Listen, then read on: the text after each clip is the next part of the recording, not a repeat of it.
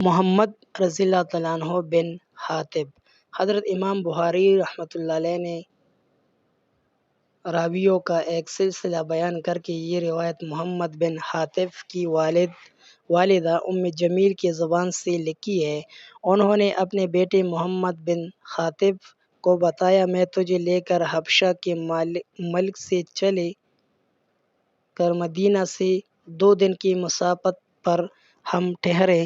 میں نے کھانا پکایا، تو نے گرم ہنڈیاں اپنے اوپر الٹ لی جس سے تیرے بازو جل گئے۔ میں مدینہ منورہ پہنچی اور ان حضور صلی اللہ علیہ وسلم کی خدمت میں حاضر ہوئی۔ میں نے عرض کیا، یا رسول اللہ صلی اللہ علیہ وسلم، یہ محمد بن حاتب ہے، یہ پہلا مولود ہے جس کا نام آپ صلی اللہ علیہ وسلم کے اسم گرامی کی مناسبت سے رکھا گیا ہے۔ آپ صلی اللہ علیہ وسلم نے یہ سن کر تیرے سر پر ہاتھ پھیرا اور مجھے برکت کی دعا دی، پھر تیرے منہ میں آپ صلی اللہ علیہ وسلم نے تھوکا۔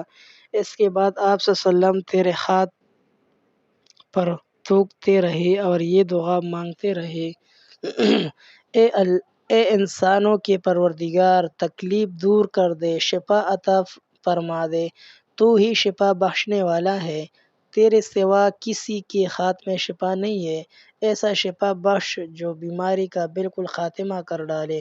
میں ان حضور صلی اللہ علیہ وسلم کے پاس سے اٹھی تو تیرا ہاتھ بالکل ٹھیک ہو چکا تھا۔